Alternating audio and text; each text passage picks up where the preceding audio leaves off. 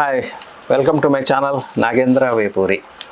మీరు ఎంతో ఆసక్తితో వీడియో ఓపెన్ చేసినందుకు మిమ్మల్ని ఏమాత్రం నిరుత్సాహపరచకుండా మీకు కొన్ని ఇంపార్టెంట్ బిహేవియరల్ ఆస్పెక్ట్స్ కంటిన్యూ చేస్తాను ఈ వీడియోలో. సో లాస్ట్ టైం మనం మాట్లాడుకున్న దానికి కంటిన్యూగా చెప్పుకోవడానికి ఈరోజు సెల్ఫ్ రెస్పెక్ట్ అనేది ఒకటి ఉంది.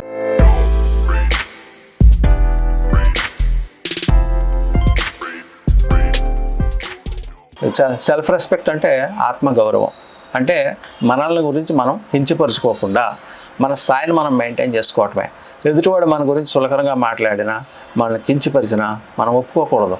మనకేం, మనం చేయగలం, వీ హ్యావ్ ద కెపాసిటీ అనే ఒక ఫీల్ మనకి ఎప్పుడైతే ఉందో, మనకంటూ ఒక అభిరుచి ఉంటుంది కదా, దాన్ని నిలబెట్టుకోవటం. ఎదుటివాడి కోసం కాంప్రమైజ్ అయిపోయి మనం లొంగిపోకుండా ఉండటమే సెల్ఫ్ రెస్పెక్ట్ అంటే. So next item, good conduct and character. అంటే సత్ప్రవర్తన కలిగి ఉండటం.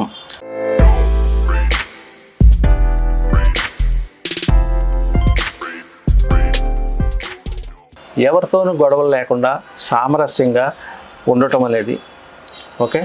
సత్ప్రవర్తన అంటే అదే కదా గుడ్ క్యారెక్టర్ అనేది. ఇప్పుడు స్టూడెంట్ కాపీ కొడుతున్నాడు అనుకున్నాం ఎగ్జామ్స్లో, అతనికి మనం ఏమంటాం? అతనికి సత్ప్రవర్తన అంటామా? కాదు కదా. సో అట్లాగే ఏదన్నా అబద్ధాలు ఆడుతూ మోసాలు చేస్తూ ఒక వ్యక్తి ఉన్నాడు అనుకుందాం, నోరు విప్పితే అబద్ధాలు ఆడుతున్నాడు, అతను ఎదుటి వాళ్ళకి రెస్పెక్ట్ ఇవ్వడు, అవమానకరంగా బిహేవ్ చేస్తాడు అంటే అతన్ని మనం తప్పుపడతాం కదా. అదే సత్ప్రవర్తన లేకుండా ఉండటం అంటే. అలాగే ఒక మంచి ఎదుటి వాళ్ళని తగు రీతిలో గౌరవించడం, ఒక మంచి అందరితోనూ is a good person, is a gentle man అని అనిపించుకోవడమే. సత్ప్రవర్తన ఉంటేనే అలా అంటారు మనం. ఓకే, ఎదుటి వాళ్ళతో మనం బాగా ప్రవర్తించడం అనేది. నెక్స్ట్ ఐటమ్, డిసిప్లిన్ అంటే క్రమశిక్షణ.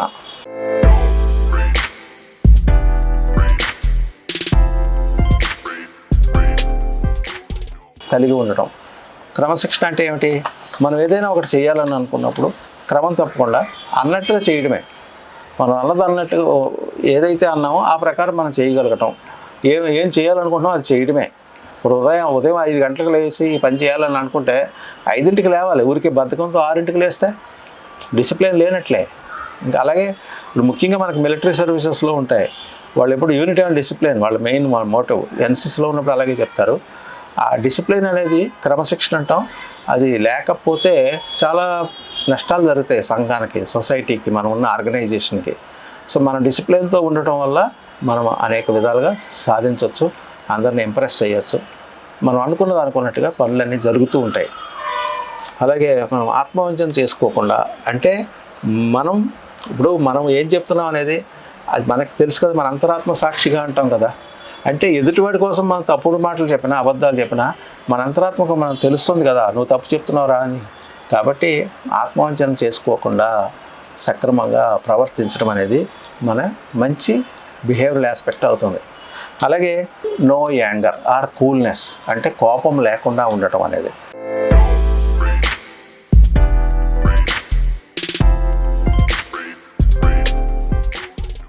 ఈ యాంగర్ మేనేజ్మెంట్ చాలా ఇంపార్టెంట్.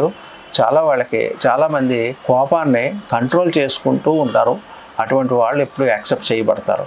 కొంతమంది కోపాన్ని కంట్రోల్ చేసుకోకుండా ఇష్టం వచ్చినట్లు వాళ్ళు హైలీ రెచ్చిపోయి మాట్లాడుతూ ఎదుటి వాళ్ళ మీద కేకలు వేస్తూ చాలా అక్కడ ఉన్న శాంతికి విఘాతం కలిగిస్తూ ఉంటారు. ఆ కోపగుణం అనేది ఒక పెద్ద మైనస్ అవుతుంది.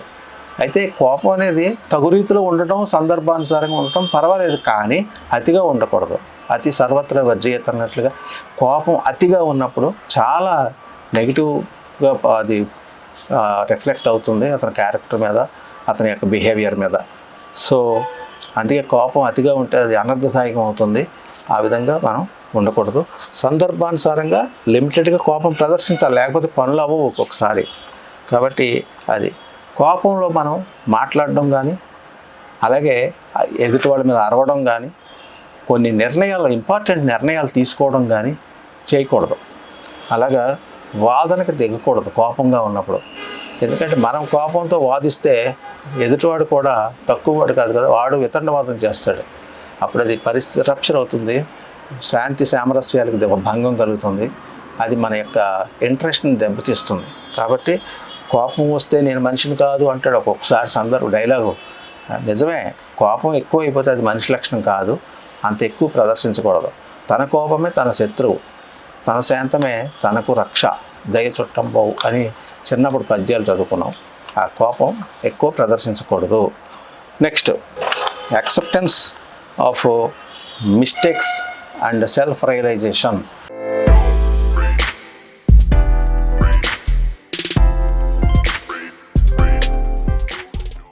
ఇది చాలా ఇంపార్టెంట్ మన బిహేవియరల్ ఆస్పెక్ట్స్.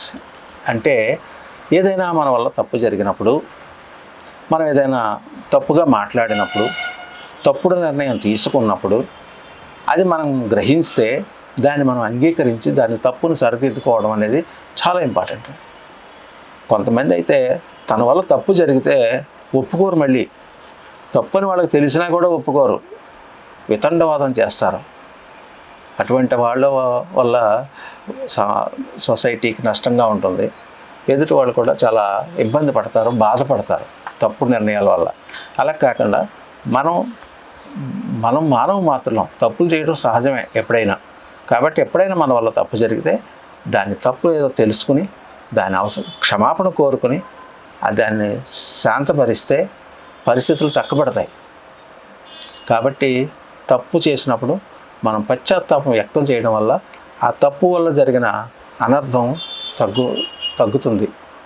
ఓకే, కాబట్టి అది కూడా సెల్ఫ్ రియలైజేషన్ మనం పొందినప్పుడు, మనల్ని మనం తప్పును గ్రహించుకున్నప్పుడు దాన్ని ఒప్పుకోవడం అనేది పెద్ద మనిషి తరహాగా చాలా మంచి లక్షణం, బిహేవియరల్ ఆస్పెక్ట్. అందుకనే తప్పు చేయడం తప్పు కాదు, చేసిన తప్పును ఒప్పుకోకపోవడమే తప్పు అంటారు. ఆ తప్పును ఒప్పుకుని క్షమాపణ కోరుకుంటే పరిస్థితులన్నీ చక్కబడిపోతాయి. లేకపోతే నెక్స్ట్ ఐటమ్, డిటర్మినేషన్.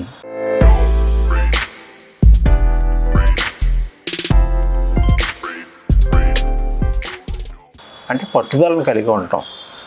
ఇది కూడా బిహేవియరల్ ఆస్పెక్ట్స్లోనే. వాడు తలుచుకున్నాడంటే సాధిస్తాడు అని కొంతమందిని మెచ్చుకుంటాం మనం. అది ఆ పట్టుదల ఉండటం వల్ల సాధ్యమవుతుంది.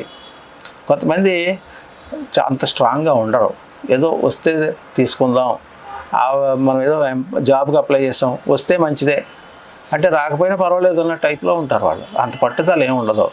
అలా కాదు, 6 అది నాకు వచ్చి తీరాలి అని డిసైడ్ అయితే ఆ పట్టుదల, డిటర్మినేషన్ అది ఎంత స్ట్రాంగ్గా ఉంటే అంత మంచిది అవుతుంది.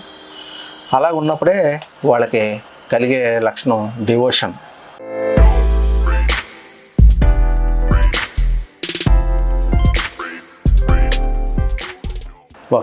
ఏదైనా సాధించాలని మనం పట్టుదలగా ప్రయత్నం చేస్తూ ఉన్నప్పుడు దాన్ని తప్పకుండా నిరంతరం దానికి అంకితం అయిపోతాం. ఇంకా ఆకలి దప్పికలు అనే ధ్యాస లేకుండా దానికోసం పరితపిస్తాం, సాధిస్తాం. ఇది కూడా మన బిహేవియర్ని వ్యక్తం చేస్తుంది. అతను తలుచుకున్నాడంటే సాధించేస్తాడు, అతను మాట ఇచ్చాడంటే ఓకే అయిపోయినట్లే అని కొంతమంది ధీమా వ్యక్తం చేస్తారు కదా.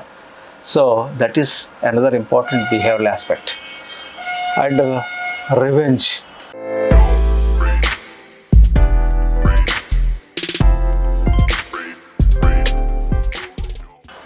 రివెంజ్ అంటే పగ, ప్రతీకారం, కక్షలు, కార్పణ్యాలు ఇవన్నీ కలిగి ఉండటం అనమాట.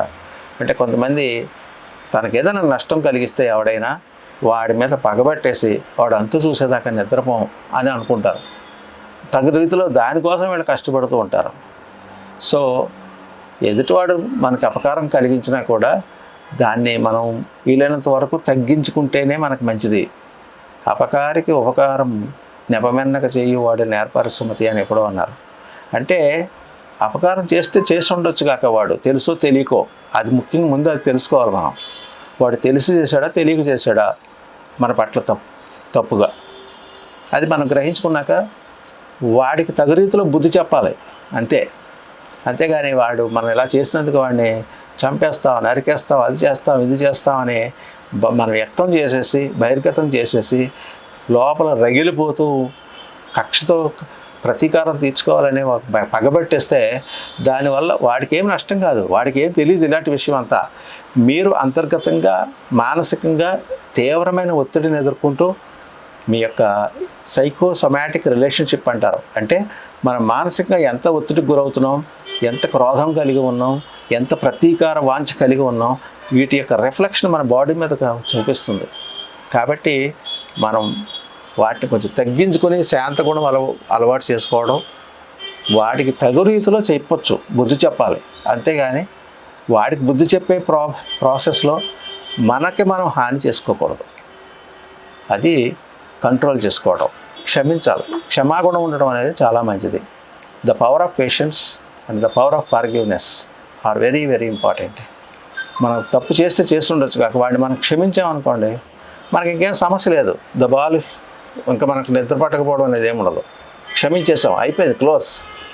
క్షమించినంత వరకు, పగతో రగిలిపోయినంత వరకు మనం కృషించిపోతూ మన శరీరానికి మనమే హాని చేసుకోవడం అవుతుంది. కాబట్టి పగ ప్రతీకారం అనేవి లేకుండా శాంతియుతంగా జీవించడం అనేది అందరూ హర్షిస్తారు. Next item happiness.